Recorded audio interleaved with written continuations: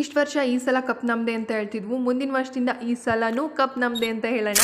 ಎಲ್ರಿಗೂ ನಮಸ್ಕಾರ, welcome back to my mini vlog. ಸಂಜೆ ಬೇಗ ಎಲ್ಲ ಕೆಲಸಗಳು ಮುಗಿಸ್ಕೊಂಡೆ, ಅವ್ರು ಪೂಜೆ ಮಾಡಿ ಬೇಗ ಅಡುಗೆ ಮಾಡಿಟ್ಟು ನನ್ನ ಮಗನಿಗೆ ಬೇಗ ಸರಿ ತಿನ್ನಿಸಿ ಅವನು ಮಲಗಿಸ್. ಪಂಜಾಬ್ ಅವರು ಟಾಸ್ಗೆ ಇದು ಬೌಲಿಂಗ್ ಆಯ್ಕೆ ಮಾಡಿಕೊಂಡ್ರು. ನಮ್ಮ RCBದು ಒಂದೊಂದು ವಿಕೆಟ್ ಬೀಳ್ತಿದ್ದಂಗೆ ಸ್ವಲ್ಪ ಭಯ ಆಗಕ್ಕೆ ಸ್ಟಾರ್ಟ್ ಆಯಿತು. ಸ್ಕೋರ್ ಕಮ್ಮಿ ಆಯಿತು ಅಂತ ಕೂಡ.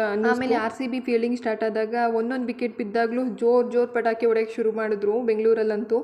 ಆ ಸೌಂಡಿಗೆ ನನ್ನ ಮಗ ಮಲಗಿದ್ದವನು ಎದ್ದೇ ಬಿಟ್ಟ. ಜೂನ್ 3, 18 ವರ್ಷದ ಕನ್ನಡಿಗರ ಕನಸು ನನಸಾಗಿರೋ ದಿನ. ನಮಗೆಲ್ಲ ಒಂದೊಳ್ಳೆ ಮ್ಯಾಚ್ ನೋಡೋದಕ್ಕೆ ಸಿಕ್ತು. ಫೈನಲಿ ನಮ್ಮ RCB ಕಪ್ ಗೆದ್ದಾಯಿತು. 18 ವರ್ಷದಿಂದ ಒಂದೇ ಫ್ರಾಂಚೈಸಲ್ಲಿ ಆಟ ಆಡಿರೋ ವಿರಾಟ್ ಕೊಹ್ಲಿ ನೆನೆಸ್ಕೊಂಡು ಫುಲ್ ಖುಷಿ ಆಗೋಯ್ತು ನಮಗಂತೂ. RCB ವಿನ್ ಆಗ್ತಿದ್ದಂಗೆ ನಾವು ಟೆರೆಸ್ ಮೇಲೆ ಹೋದ್ವು ಆ ಸೆಲೆಬ್ರೇಷನ್ ನೋಡಬೇಕು ಅಂತ. ಕಣ್ಣಿಗೆ ಹಬ್ಬ ಅಂತಲೇ ಹೇಳ್ಬೋದು. ವರ್ಷ ದೀಪಾವಳಿಲಿ ಕೂಡ ಇಷ್ಟು ಪಟಾಕಿ ಹೊಡೆದಿರೋದು, ಇಷ್ಟು ಸೆಲೆಬ್ರೇಷನ್ ಮಾಡಿರೋದು ನಾನಂತೂ ನೋಡಿರಲಿಲ್ಲ.